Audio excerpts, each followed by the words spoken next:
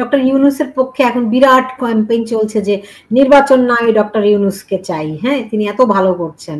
তো সুতরাং আপনার কাছে কি মনে হয় যে মানে আপনি শুরুতে অবশ্য বলছেন যেটা কবে যে হবে নির্বাচন কোনো ঠিক ঠিকানা নেই, তারপর আপনি যদি আরেকবার একটু ভেবে চিনতে বলতেন যে সহসা নির্বাচনের সম্ভাবনা আছে কিনা, কিংবা ডক্টর ইউনূস কতদিন আসলে থাকবেন? প্রথমত হলো যে এখন দেশের যে আইন শৃঙ্খলা, দেশের যে প্রশাসন, আমি মনে করি যে আগামী 1-1.5 বছরে নির্বাচন হওয়াটা উচিত হবে না। এর কারণ হলো সে নির্বাচন ডক্টর ইউনূসের পক্ষে হোক বা বিএনপির পক্ষে হোক, যে সরকারটা গঠিত হবে এই অবস্থার মধ্যে সে সরকার রান করবে না নট মোর দেন 1 ইয়ার। আপনি জাস্টিস সাত্তারের যে ইতিহাস, সেই ইতিহাস থেকে আমাদের শিক্ষা নিতে হবে।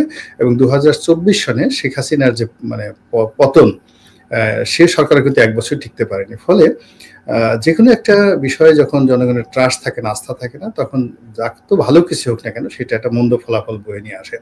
ফলে এখন সবার আগে ল অ্যান্ড অর্ডার রেস্টোর করতে হবে। এখন সেই law and order doctor Muhammad Yunus যদি রেস্টোর করতে পারেন এই বর্তমান অ্যাডমিনিস্ট্রেশন দিয়ে, এটা হবে একটা অলৌকিক ঘটনা, কিন্তু এটা সাধারণত হওয়ার সম্ভাবনা খুবই অল্প।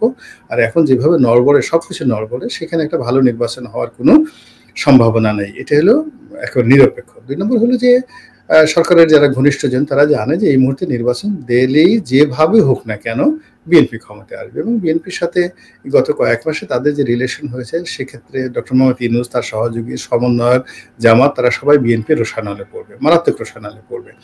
এবং এই রোষানল থেকে বাঁচার জন্যই তারা বিভিন্ন কৌশল করে নির্বাচনকে পিছিয়ে দেওয়ার জন্য নানা রকম তালবাহানা, নানা রকম শর্ত, এই জিনিসগুলো করবে। এবং এগুলো করতে করতে আমার কাছে মনে হয় যে 2027 সন পর্যন্ত এইভাবে চলে যাবে। এর আগ পর্যন্ত নির্বাচন যদি হয়ে যায় সেটা হবে একটা দুর্ঘটনা, সবার জন্য দুর্ঘটনা এবং দুঃখজনক ঘটনা। এখন ডক্টর ইউনূসের অধীনে নির্বাচন কিভাবে নিরপেক্ষ হবে?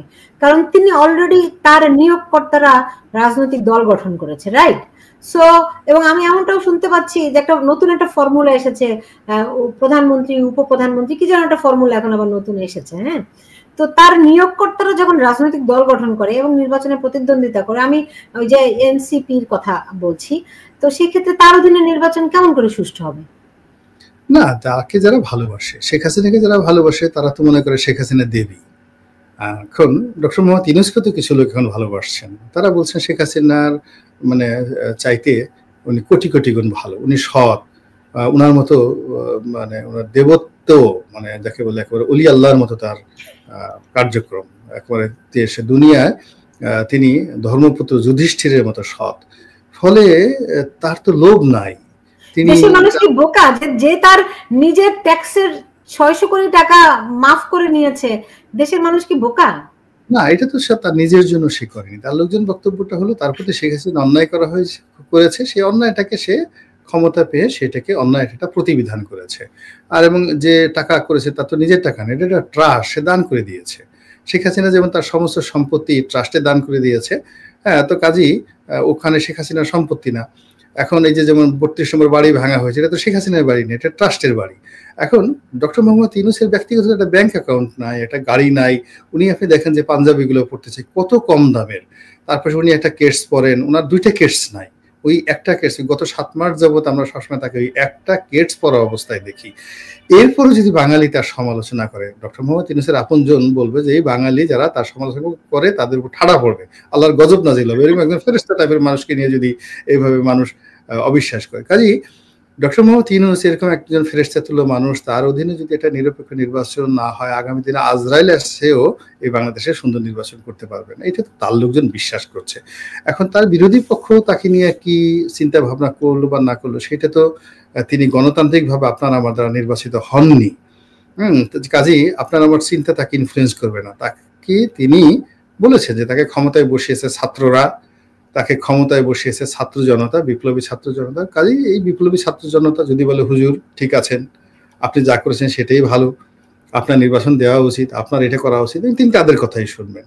তিনি যার দ্বারা নির্বাচিত হয়েছেন তাদের দ্বারাই তিনি করবেন, তিনি আপনার আমার কথা শুনবেন কেন?